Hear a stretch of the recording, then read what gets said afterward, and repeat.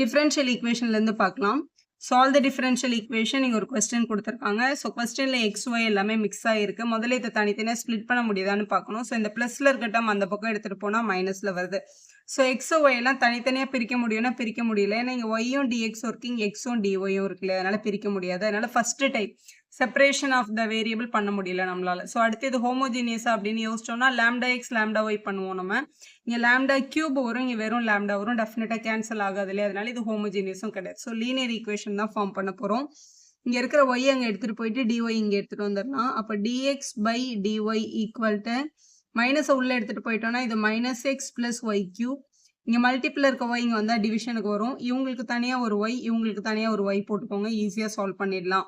இங்கே dx by dy இருக்கிறதுனால x இருக்கிற டேர்ம் தான் இந்த சைடு வரும்.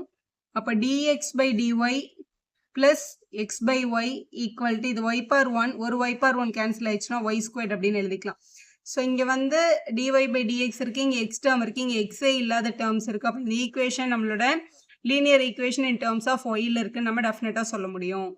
இப்போ இந்த கொஸ்டின் பார்க்க dx by dy plus px is equal to q மாதிரி இருக்குது. இதே ஃபார்மில் இருக்கிறதுனால நம்ம சொல்லிடலாம். இதில் எக்ஸுக்கு பக்கத்தில் இருக்க டேர்ம் தான் பி. அப்போ இங்கே 1/y தான் நம்மளோட பின்ற term. So P is equal to 1/y equal டுக்கு அந்த பக்கம் எக்ஸே இல்லாமல் இருக்கிற டேர்ம் தான் நம்மளோட கியூ. கியூ வந்து ஒய் ஸ்கொயர்ட் கொஸ்டினில் முதல்ல இன்டெகிரேட்டிங் ஃபேக்டரை கண்டுபிடிக்கணும். நம்ம அதை ஐஎஃப்னு எழுதுவோம்.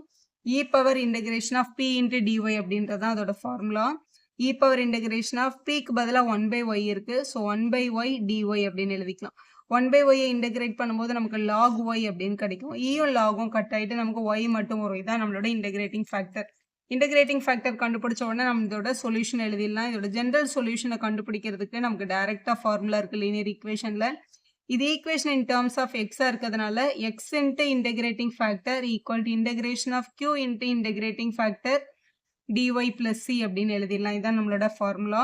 ஸோ எக்ஸ் அப்படியே வந்துடும். இன்டெகிரேட்டிங் ஃபேக்டருக்கு நம்ம இங்கே ஒய் கண்டுபிடிச்சிருக்கோம் ஈக்குவல் டு கியூ வந்து ஒய் ஸ்கொயர்ட் கொஸ்டினில். இன்டெகிரேட்டிங் ஃபேக்டருக்கு நம்ம ஒய் கண்டுபிடிச்சிருக்கோம்.